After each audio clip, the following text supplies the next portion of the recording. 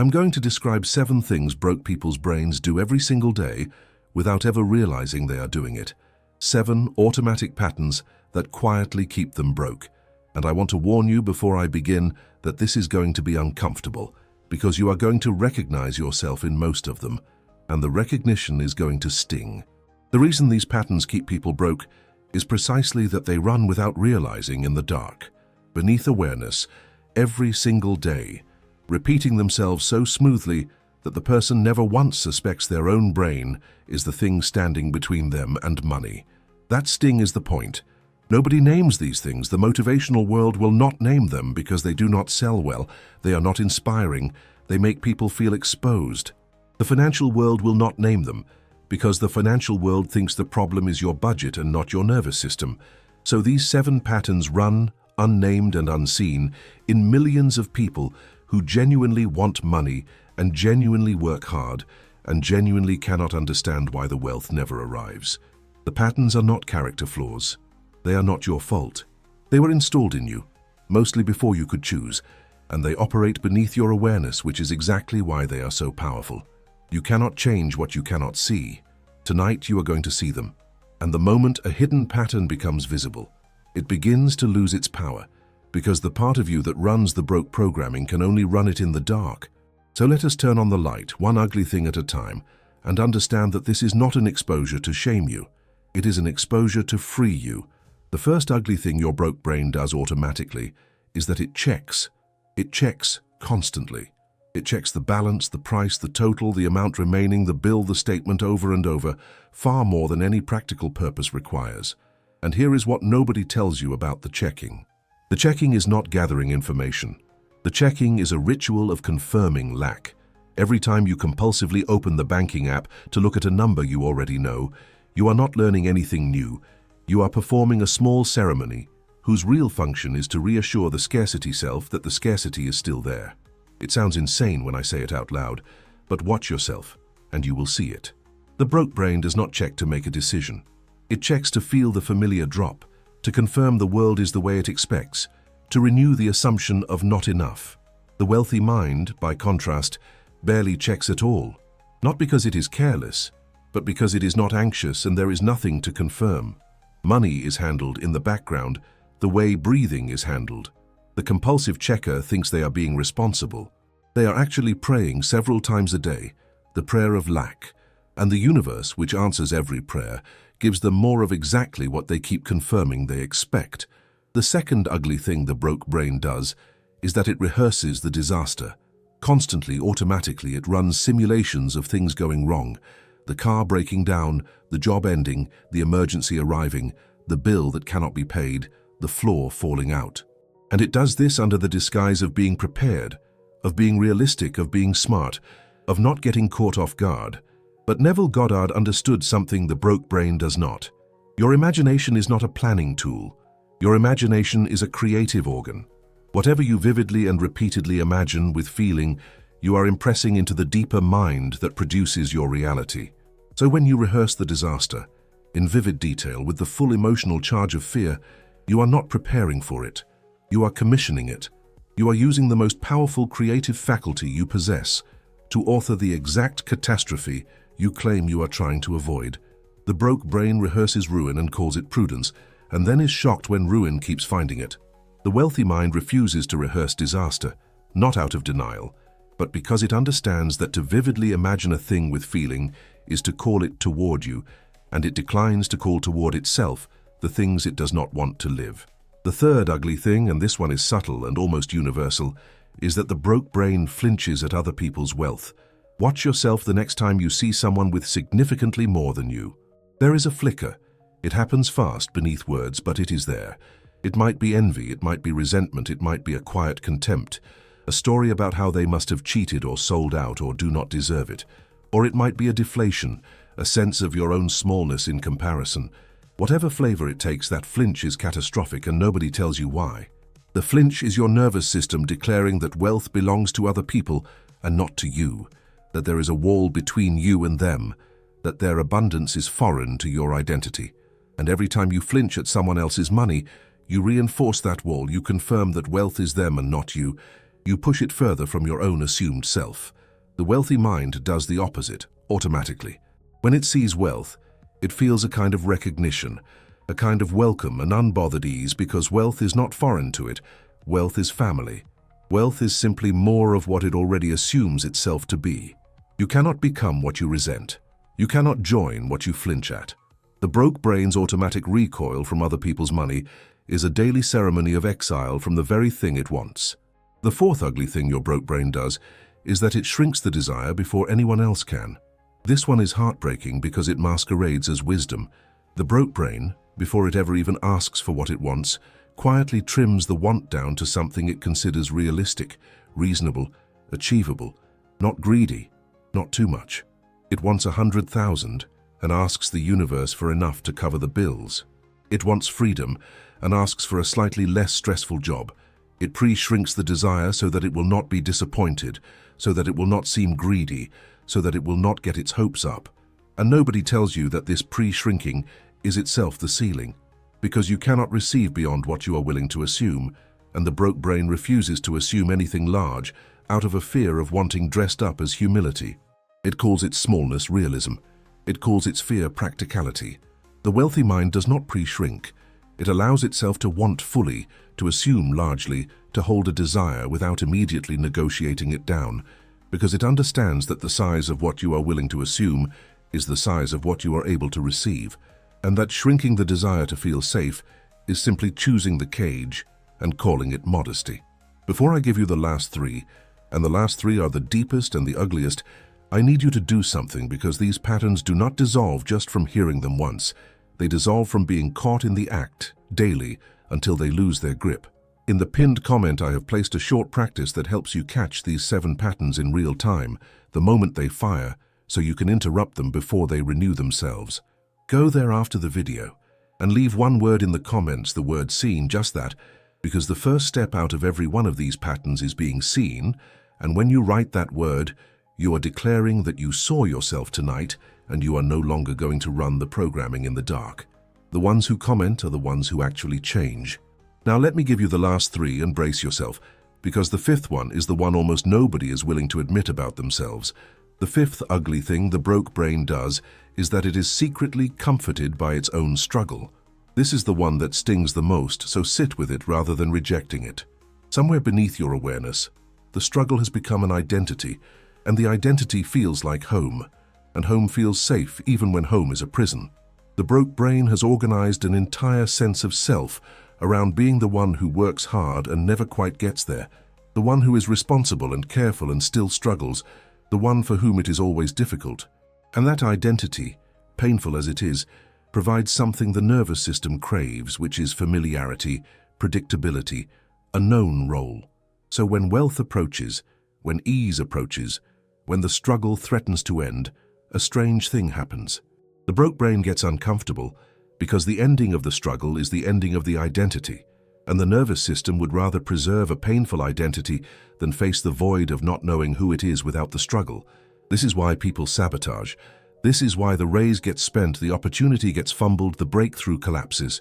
Not because they are stupid, but because some hidden part of them is comforted by the struggle and frightened by its end. The wealthy mind has no such attachment. Its identity is not built on struggle, so the ending of struggle costs it nothing, and it walks into ease without grief because it never made a home in the difficulty. The 6th ugly thing the broke brain does is that it talks about money in the language of an enemy. Listen to how you speak about money out loud and in the silent commentary running through your head, and you will hear it. Money is tight. Money is hard. Money slips through my fingers. I can never hold on to it. It comes and goes. It is a struggle. It is a constant fight. Every one of these phrases, repeated unconsciously 100 times a week, is an instruction. Neville taught that the inner conversation, the words you say to yourself reflexively, is the truest creative act you perform, because the deeper mind takes your habitual self-talk literally and arranges your reality to match it. The broke brain has an entire vocabulary of war and loss around money, a vocabulary it absorbed and never examined, and it recites this vocabulary daily, instructing the deeper mind, over and over, that money is an adversary, a thing that resists you, a thing you fight and lose. And the deeper mind obeys. It always obeys. It builds the reality the words describe. The wealthy mind speaks of money entirely differently, and usually it barely speaks of it as a problem at all, because it does not experience money as an enemy, and so it does not narrate it as one. Money flows. Money comes easily. Money is handled. There is always enough. Or more often it simply does not run a constant anxious commentary about money at all, the way you do not run a constant commentary about the air you breathe. The words are not affirmations forced over fear. They are the natural speech of a self that does not experience money as a war, and the deeper mind obeys that just as faithfully as it obeyed the war. The seventh ugly thing, the deepest one, the root beneath all the others, is that the broke brain identifies as broke, not just experiences being broke, identifies as it. There is a difference so vast, it changes everything. A person can have very little money and not identify as broke, and that person is on their way out, because their state does not match their circumstance, and the circumstance must eventually move to match the state. And a person can have a decent amount of money and identify deeply as broke, and that person is on their way back down, because the circumstance does not match the state, and the state always wins in the end. The broke brain has woven scarcity into the answer to the question of who am I. When it imagines itself, it imagines someone who lacks. When it pictures its future, it pictures a continuation of not enough. When it walks into a room, it carries the energy of someone who does not have, and people feel it, and the world arranges itself around it. This is the master pattern, the one all the others serve. The checking, the disaster rehearsal, the flinching, the shrinking, the comfort in struggle, the language of war, all of it flows from and feeds back into a single root assumption: I am someone who lacks. And until that root identity changes, you can win money and lose it, earn it and leak it, attract it and repel it in an endless cycle, because the world is faithfully reflecting an identity that has not moved. The wealthy mind identifies as someone who has, as someone for whom there is enough, as someone money belongs to, and it holds that identity regardless of the current number in the account, and because it holds the identity, the number eventually comes to agree. So those are the seven. The compulsive checking that is really a ritual of confirming lack, the disaster rehearsal that is really commissioning the catastrophe, the flinch at others' wealth that is really exiling yourself from it, the pre-shrinking of desire that is really building your own ceiling, the secret comfort in struggle that is really sabotaging every breakthrough, the language of money as enemy that is really instructing the deeper mind to make it one. And beneath all of them, the identification as broke, the root assumption that you are someone who lacks, which the world faithfully and mercilessly reflects. Now I want to be very clear about something, because if you walk away from this only feeling exposed, I will have failed you. These patterns are not who you are, they are programming, installed mostly before you could consent, running automatically in the dark.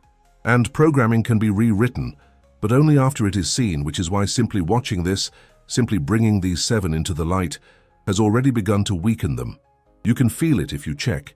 The patterns that a moment ago ran invisibly now have names, and a named pattern is a pattern you can catch, and a caught pattern is a pattern that can no longer renew itself unopposed. So what do you actually do now that you can see them? You do not fight them, because fighting a pattern is just feeding it attention and strain is the broke brain's native climate. What you do is simpler and far more powerful. You catch the pattern in the act, you name it silently, and you decline to complete it.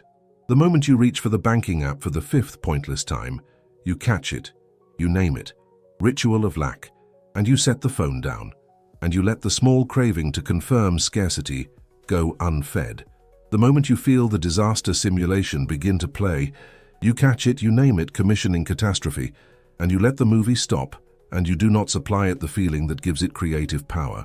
The moment you feel the flinch at someone's wealth, you catch it, you name it, exile, and instead of resenting their abundance, you let yourself feel, even artificially at first, a welcome toward it, a recognition, this is family, this is mine too.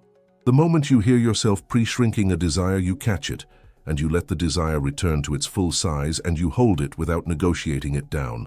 The moment you notice the comfort in struggle, you catch it, and you remind yourself that you are allowed to exist without the difficulty, that ease will not erase you. The moment the language of war about money rises in your speech, you catch it, and you let the sentence go unsaid, or you let a quieter, truer one take its place.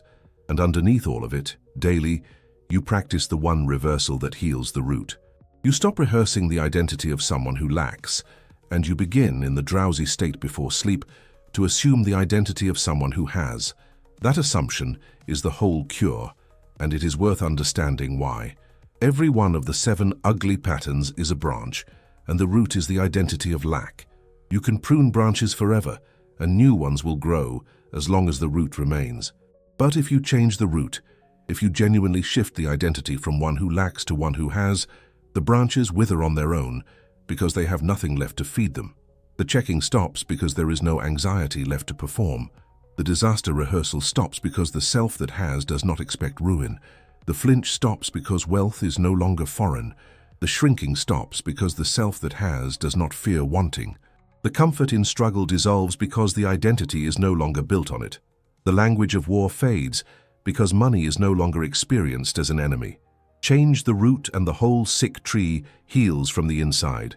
And the root is changed exactly where Neville always said it is changed, in the imagination, in the assumed feeling of already being the one who has impressed night after night into the deeper mind, until it becomes the new automatic identity, the new programming, the new self that runs the body when money shows up. Let me give you the night practice that does this, because it is the single most important thing you will take from this. Tonight, before sleep, in the drowsy state where the conscious mind loosens, you do not review the 7 patterns, and you do not strain to fix anything. You simply assume, in feeling, the inner state of the one who has. You feel what it is to lie in this bed as someone for whom money is settled, abundant, handled, boring in its sufficiency. You do not picture cash. You occupy the nervous system of the one who does not lack. You feel the absence of the checking impulse, the absence of the disaster hum, the absence of the flinch, the fullness of a loud desire, the ease where the struggle used to be. You feel yourself simply as one who has, and you fall asleep inside that feeling, not wishing for it, being it. Do this every night, and during the days catch the 7 patterns and decline to complete them, and within weeks you will notice something the broke brain would have called impossible. The patterns will fire less, the checking will feel pointless, the flinch will soften, the struggle will loosen its grip on your identity. And the world, the faithful mirror, will begin, slowly at first and then unmistakably, to reflect the self that has instead of the self that lacks. I want to close by naming the thing underneath the whole video, because it matters more than any single pattern. The reason nobody names these 7 ugly things is that naming them requires telling people that their poverty is not primarily about the economy, or their job, or their bad luck, or the system, but about a set of automatic inner patterns they have been running their whole lives without seeing. And that is a hard message, because it sounds like blame. It is not blame. You did not choose this programming. It was handed to you. But here is the liberation hidden inside the hard message. If your financial reality were truly caused by the economy, or your luck, or the system, then you would be helpless, a victim of forces entirely outside you. But if your financial reality is being generated, in large part by inner patterns running in your own nervous system, then for the first time you are not helpless at all, because inner patterns can be seen and caught and changed by you tonight, without anyone's permission. The ugly truth is also the door. The same patterns that have quietly kept you broke are patterns you now have the power to dissolve. Nobody named them because the naming stings, but the sting is the beginning of freedom, because you cannot change what you cannot see, and tonight, finally, you have seen. Now let me go deeper into why these patterns are so hard to catch, because if I leave you thinking they are simply bad habits you can decide your way out of, you will try once, fail, and conclude you are broken. You are not broken. These patterns are difficult to catch for a specific reason. Every one of them disguises itself as a virtue. That is their genius, and that is why they survive in people who are otherwise intelligent and self-aware. The compulsive checking disguises itself as responsibility. You think you are being a careful, prudent person who keeps an eye on their finances, and so you never question it. You even feel proud of it, while underneath it is a ritual of confirming lack several times a day. The disaster rehearsal disguises itself as being prepared and realistic. You think you are smart for anticipating what could go wrong, You call it planning. You even look down a little on people who do not worry the way you do, while underneath you are using your creative imagination to author the very catastrophe you fear. The flinch at others' wealth disguises itself as discernment or moral clarity, a story that the rich are greedy or corrupt or lucky, so that your resentment feels like principle, while underneath it is the act of exiling yourself from the thing you want. Every pattern wears the mask of a good quality, and you cannot dismantle what you are busy admiring. The first real work is to see through the disguise, to recognize that the thing you have been calling responsible, realistic, principled, humble, careful, is the exact mechanism keeping you broke. The pre-shrinking of desire wears perhaps the most convincing mask of all, the mask of humility and reasonableness. In a culture that calls wanting too much greedy and calls big desire delusional, the broke brain gets endless social reward for shrinking its wants, for being realistic, for not getting its hopes up, for being content with little. And so the pre-shrinking feels not just safe but morally good, and people defend it. They will argue with you that wanting a lot is shallow, or that being satisfied with less is wisdom. There is a real wisdom about contentment, but this is not it. This is fear wearing contentment's clothing. Real contentment is the peace of a self that knows it has enough and could have more. Fear's counterfeit is the resignation of a self that has decided in advance it cannot have more and calls the surrender maturity. The wealthy mind can hold a large desire and a deep peace at the same time, wanting fully without anxiety, and that combination is foreign to the broke brain, which believes you must either want desperately or surrender entirely. The middle path, full desire held in full peace, is the wealthy mind's natural climate, and it begins with refusing to pre-shrink, refusing to trim the want down to what feels socially safe, allowing yourself to want the whole thing without apology and without panic. And the secret comfort in struggle, the fifth pattern, wears the mask of work ethic and virtue itself, which makes it nearly invisible.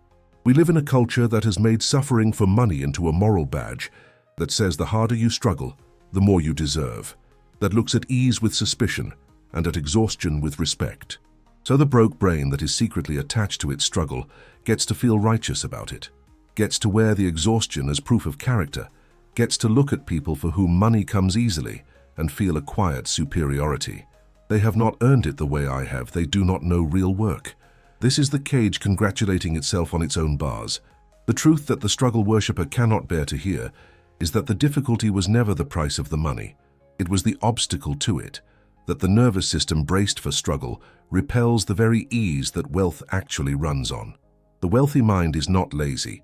It often does a great deal, but it does it from ease rather than from strain, from overflow rather than from desperation, and it feels no need to suffer as proof of worth, because its worth was never in question to begin with. To dissolve this pattern, you have to be willing to give up the identity of the noble sufferer, to let go of the secret pride in your own exhaustion, and to allow that money might come more easily than your struggle worship will permit. I want to walk you through an ordinary day so you can see how these 7 patterns chain together and feed each other, because they do not operate in isolation. They form a closed loop that runs from the moment you wake. You wake, and before your eyes are open, the disaster rehearsal is already running, a low simulation of the day's financial threats. You reach for the phone and perform the morning check, the ritual of confirming lack, and the number produces the familiar drop, which feeds the disaster rehearsal more fuel. You scroll, and you see someone with more, and the flinch fires, exiling you a little further from wealth.